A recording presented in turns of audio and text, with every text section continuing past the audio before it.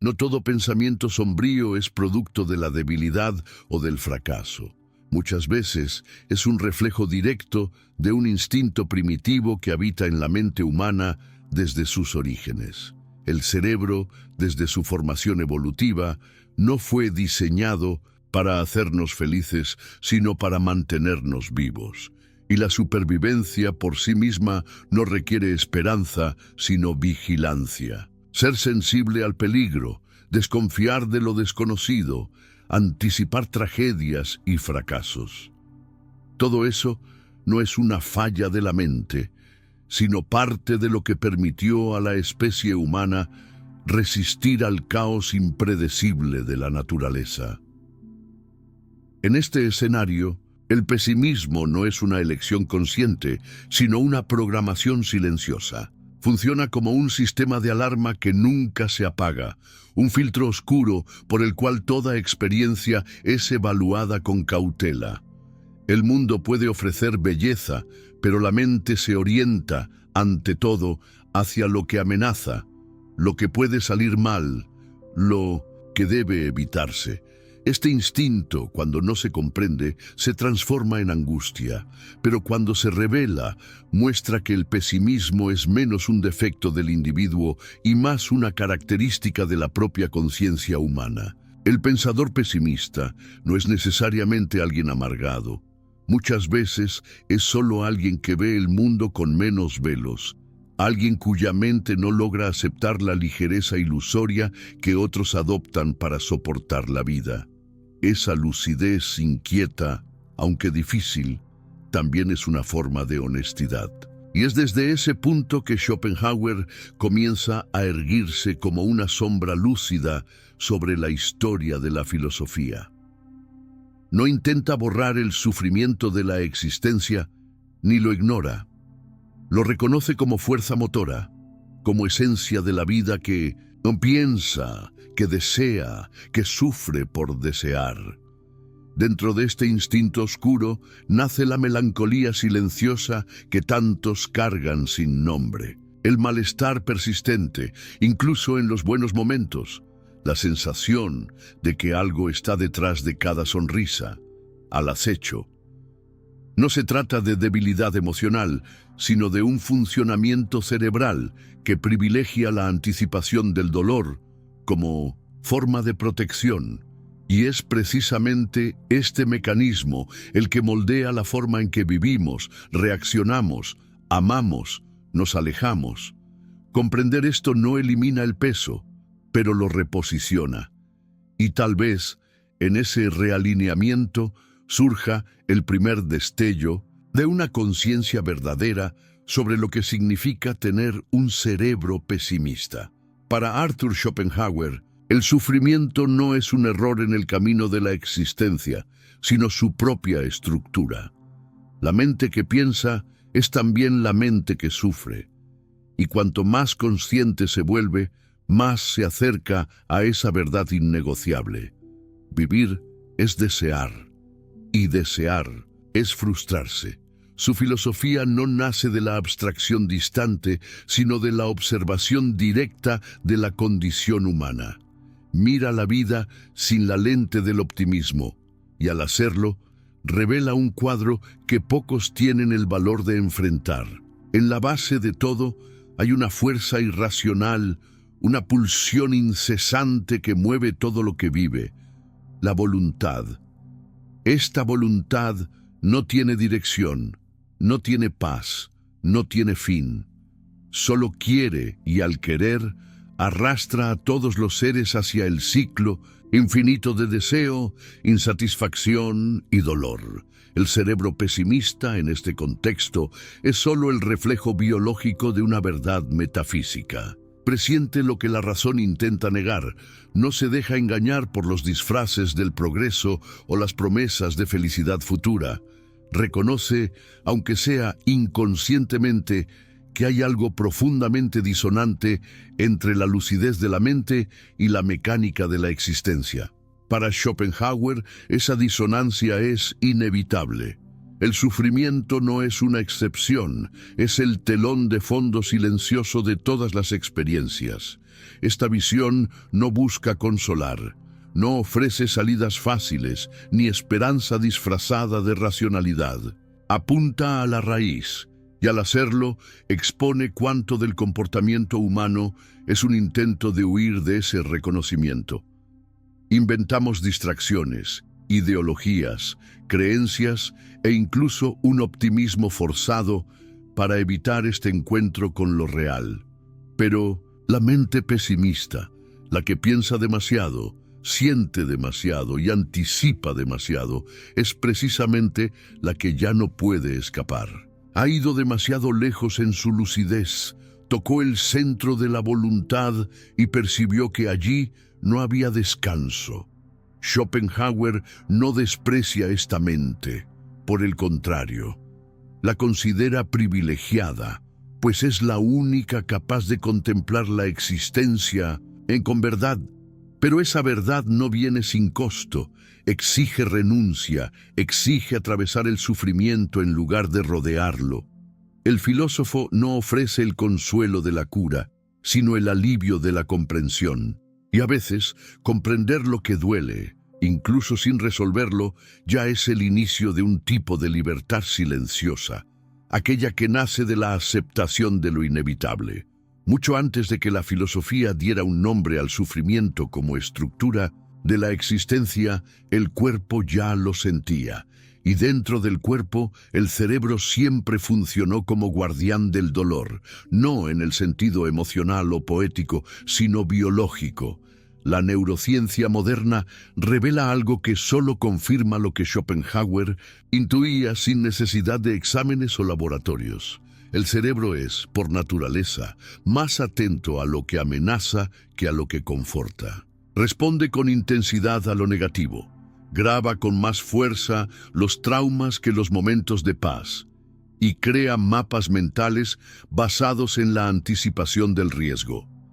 El pesimismo, en este sentido, no es una falla cognitiva, es una estrategia evolutiva. Regiones, como la amígdala y la corteza prefrontal, operan en conjunto para formar lo que se puede llamar una vigilancia emocional. Interpretan señales, recuerdos y estímulos sensoriales con un enfoque en la supervivencia. Y sobrevivir, a lo largo de la historia de la especie, exigió atención máxima a los peligros, no a las alegrías. El cerebro pesimista, por lo tanto, es aquel que opera en alta tensión de alerta, incluso cuando no hay amenaza real. Está moldeado para desconfiar, prever lo peor, anticipar rechazos, fracasos, pérdidas. Y todo esto ocurre, muchas veces, sin que se perciba. Este funcionamiento crea una mente que piensa demasiado, no por vanidad, sino por necesidad interna. Cada pensamiento negativo es un ensayo de defensa. Cada escenario catastrófico es un intento de control. Pero el control, como Schopenhauer ya advertía, es ilusión. Lo que tenemos es solo la percepción de control, y esta es frágil. El cerebro insiste en prever, incluso cuando prever no resuelve. Insiste en recordar, incluso cuando recordar duele. Insiste en pensar, incluso cuando pensar solo profundiza el vacío. Y lo más sutil de este proceso es que se retroalimenta. La repetición del pensamiento negativo refuerza los circuitos neuronales involucrados. La mente pasa a operar como un sendero excavado por el hábito. Cuanto más se piensa de forma sombría, más fácil se vuelve regresar al mismo tipo de pensamiento. No es solo psicológico, es fisiológico. Y el resultado es un estado de alerta continuo, de inquietud interna, de fatiga emocional. La mente se transforma en una centinela que nunca duerme, siempre a la espera de algo que puede salir mal, incluso cuando todo está en silencio. Comprender esto no apaga el funcionamiento del cerebro, pero ofrece una nueva lente, la lucidez de Schopenhauer puede encontrarse aquí con la precisión de la ciencia. Ambos revelan que el sufrimiento no es un accidente de la vida humana, es parte del código. Y si no podemos apagar esa centinela, tal vez podamos, al menos, entender que su alarma no siempre significa peligro. A veces es solo la mente recordando que fue hecha para proteger, incluso cuando eso muchas veces duele. Cada pensamiento pesimista carga un origen silencioso, casi siempre olvidado, pero aún activo. En algún punto de la línea del tiempo, hubo un evento, una pérdida, una humillación, una ausencia o un miedo que plantó raíces. La memoria, al contrario de lo que se piensa, no es una biblioteca neutral. Está moldeada por la emoción, distorsionada por el dolor, editada por la necesidad de supervivencia. Y el cerebro humano, en su intento de evitar nuevos choques, pasa a registrar esos traumas no como capítulos aislados, sino como referencias para interpretar el futuro. Así nace la mente que ve peligro donde hay silencio, que proyecta dolor donde hay expectativa, que retrocede incluso cuando nada amenaza. El pesimismo no se aprende, se cristaliza. El individuo que piensa demasiado rara vez percibe que sus pensamientos no surgen de la hora. Cargan impresiones antiguas, cicatrices que aún susurran interpretaciones distorsionadas de la realidad. Un rechazo que no fue comprendido, una promesa que se rompió demasiado pronto, una sensación continua de inadecuación.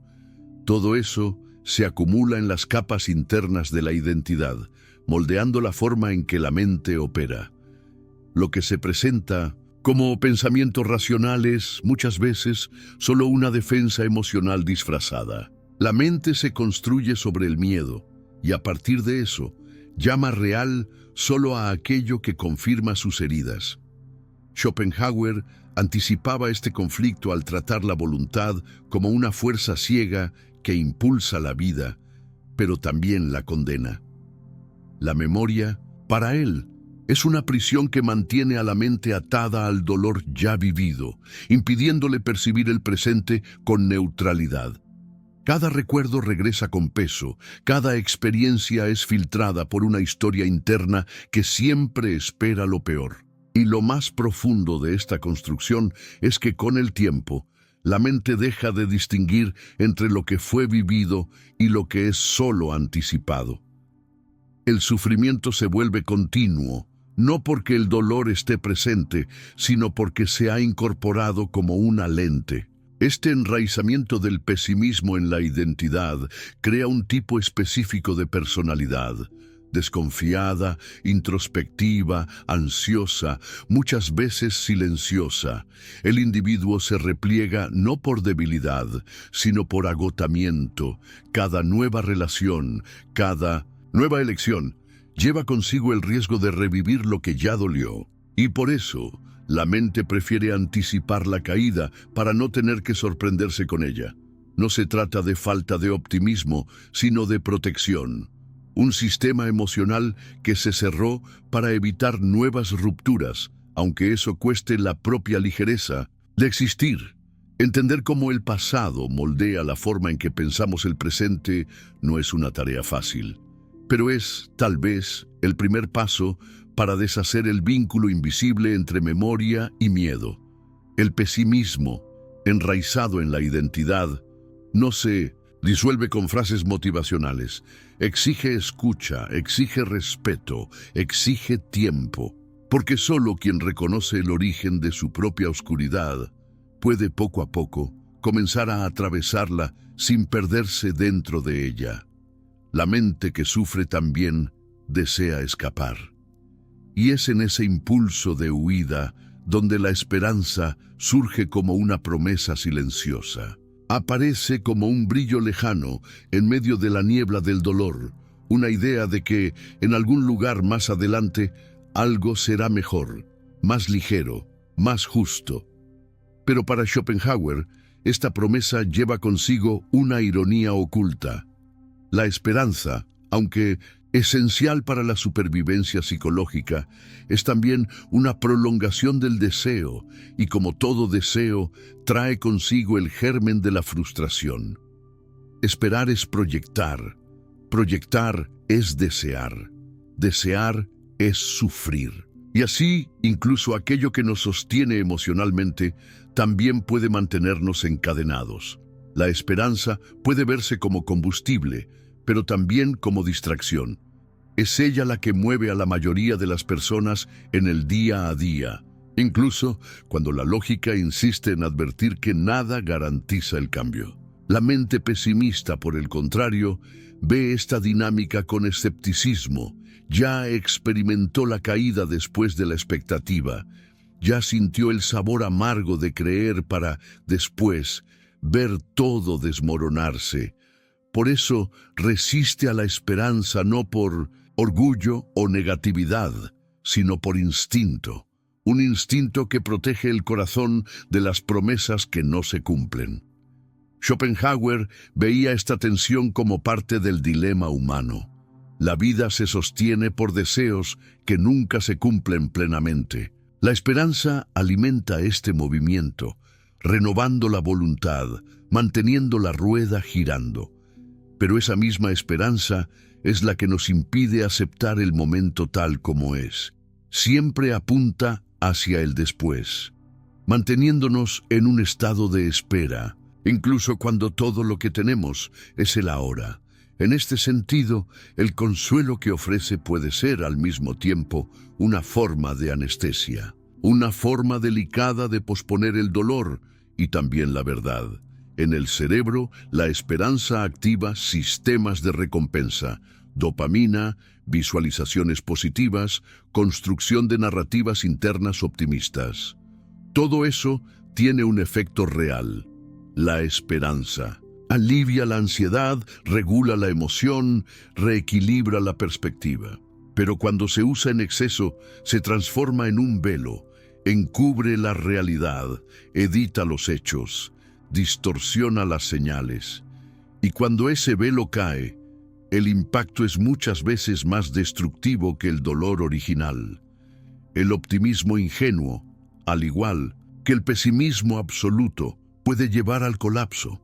Tal vez, entre el peso de la mente pesimista y el dulce engaño de la esperanza, exista un punto intermedio, un tipo de lucidez que no niega el sufrimiento, pero tampoco alimenta ilusiones. Una postura que permite caminar sin certezas, pero con conciencia. Una esperanza que no promete, solo acompaña, silenciosa, humilde, sin garantías.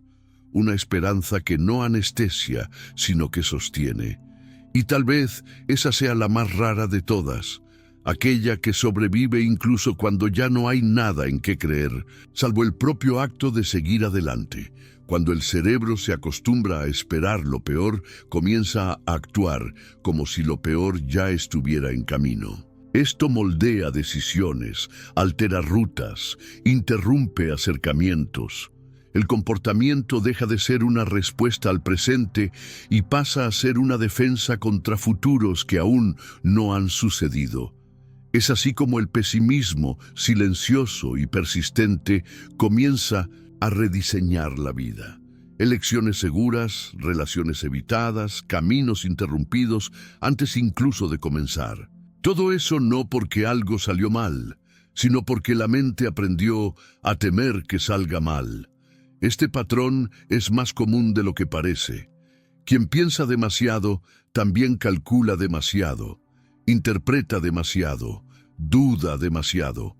Cada decisión es un campo minado de posibilidades negativas, y para evitar el impacto emocional de una nueva frustración, la mente crea atajos, rechaza invitaciones, pospone proyectos, cierra puertas.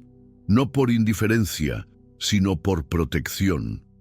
Las oportunidades pasan, las conexiones se debilitan y el individuo se aleja de la vida sin darse cuenta. Llama a esto una elección racional, pero muchas veces es solo miedo, un miedo tan bien articulado que ya suena a sabiduría. Las relaciones humanas son especialmente afectadas por este patrón. El cerebro pesimista desconfía del afecto, porque ya se hirió con él. Lee entre líneas donde hay silencio, interpreta alejamiento donde solo hay cansancio, detecta rechazo donde tal vez solo haya distracción. Y con el tiempo aprende a evitar vínculos profundos. La intimidad se vuelve un riesgo, el amor se convierte en amenaza, y el aislamiento, aunque sufrido, parece más seguro que el involucramiento. Así se forma un ciclo donde el deseo de conexión es saboteado por la expectativa de dolor, y el propio aislamiento se convierte en una confirmación de que el mundo es, en efecto, hostil. Schopenhauer ya decía que la convivencia humana está hecha de fricción, que incluso en las mejores relaciones hay un punto donde el sufrimiento se infiltra. Y para una mente pesimista, esto es más que un principio filosófico. Es una realidad sentida. Por eso, el alejamiento no es solo un comportamiento social, es una estrategia existencial.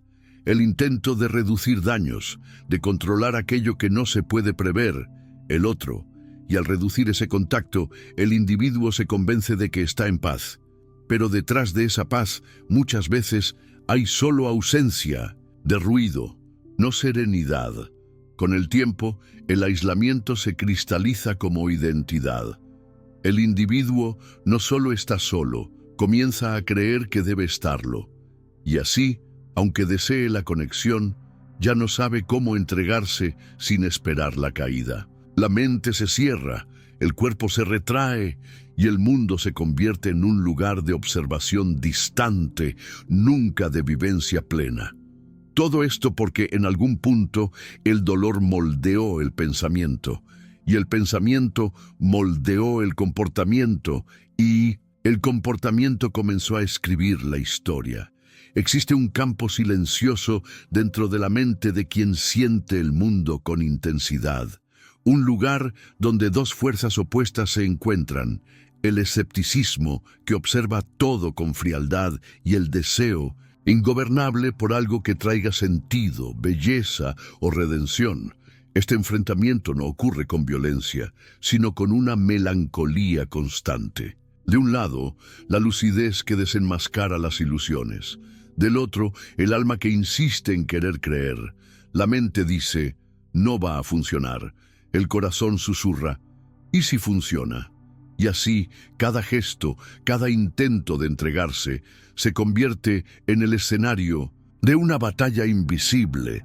El escepticismo en este contexto no es arrogancia ni nihilismo puro, es la consecuencia de ver demasiado, de haber visto detrás de los discursos, de las máscaras, de las falsas promesas, de haber convivido con pérdidas que rompieron estructuras, con verdades que quemaron esperanzas. La mente que llegó a este punto no se permite ser engañada fácilmente, pero al mismo tiempo añora la ligereza que la ingenuidad alguna vez trajo.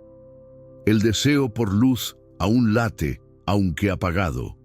Y es ese contraste el que duele más que el dolor mismo. Saber que hay una parte que quiere creer, pero que ya no puede hacerlo sin reservas. Schopenhauer comprendía este conflicto con una crudeza desconcertante. Para él, la búsqueda de sentido es un reflejo de la propia voluntad que nos mueve. Queremos algo que nos saque del vacío, incluso cuando sabemos que ese algo es, muchas veces, solo una forma refinada de ilusión. Pero renunciar totalmente a esa búsqueda sería negar la propia esencia humana. Por eso, incluso en su pesimismo radical, hay en Schopenhauer una especie de compasión oculta, la comprensión de que seguir adelante, incluso sin certezas, ya es en sí un acto de resistencia filosófica. La batalla entre el escepticismo y el deseo de luz se expresa en las pequeñas elecciones. Intentar, una vez más, dar espacio a alguien, crear algo incluso cuando se duda de todo, mirar el cielo y permitir que, por un segundo, la belleza tenga más peso que el miedo. No se trata de negar el pesimismo, sino de coexistir con él, de aceptar que protege, pero también limita, que revela, pero también silencia, y que la vida, tal vez, ocurre precisamente en ese espacio de tensión, donde ninguna de las fuerzas vence totalmente. Vivir entre estas dos márgenes es vivir en desequilibrio, pero también es vivir con profundidad, porque aquel que siente este conflicto lleva consigo una claridad rara, la de que no toda esperanza es tonta, ni todo pesimismo es lucidez. Hay momentos en que creer, incluso sin garantías, es el gesto más humano que se puede hacer. Y en ese gesto, aunque breve, puede surgir algo que la razón no logra explicar, pero que por un instante hace que el peso de la mente parezca soportable. Hay un tipo de pesimismo que no paraliza, sino que revela. No se confunde con resignación ni con rendición. Es un estado de lucidez que observa el sufrimiento no como accidente, sino como parte orgánica de la experiencia de existir. La mente que llega a este punto ya no busca consuelo fácil, pero tampoco se rinde al desespero. Aprende a coexistir con el dolor, sin confundirse con él. Y tal vez ahí se encuentre la semilla más sutil de la trascendencia. No aquella que eleva, sino la que permite permanecer, incluso cuando todo pesa demasiado. Schopenhauer no proponía huida ni salvación, ofrecía comprensión. Y en ese gesto, por más duro que parezca, hay un tipo raro de compasión. Al aceptar el dolor como inevitable, desactiva el sufrimiento secundario, aquel que nace de la resistencia, de la expectativa frustrada, de la negación de la realidad. El pesimismo, cuando se comprende bien, no es condena, sino claridad. Revela el límite de las promesas humanas, el fin de las ilusiones, pero también la libertad que nace cuando nada más necesita ser perfecto. Trascender, en este contexto, no significa escapar del dolor, sino atravesarlo con conciencia. Es rechazar el papel de víctima sin negar la dificultad. Es mirar hacia adentro y reconocer que el pensamiento pesimista puede ser señal de una mente que ve demasiado, siente demasiado, percibe demasiado, pero que aún así respira, aún así sigue, aún así elige existir, incluso cuando todo a su alrededor parece desmoronarse. Esa elección no se hace con entusiasmo, sino con una firmeza silenciosa, y hay belleza en esa firmeza. No la belleza superficial de las cosas fáciles, sino la belleza cruda de quien no necesita fingir más, de quien ya cayó, ya dudó, ya se rompió por dentro y aún así permanece. El pesimismo lúcido, cuando madura, se transforma en presencia, un tipo de sabiduría discreta que ya no necesita respuestas, solo espacio para ser, un estado donde la mente deja de luchar contra lo que siente y comienza a caminar con lo que es. Si llegaste hasta aquí, es porque hay algo en ti que también reconoce este peso y tal vez también esta fuerza. Otros videos están ahora en tu pantalla, continúan. Este viaje sin atajos, sin promesas vacías, pero con reflexiones que tal vez iluminen otras partes de lo que llevas en silencio. Y a veces, eso ya es suficiente.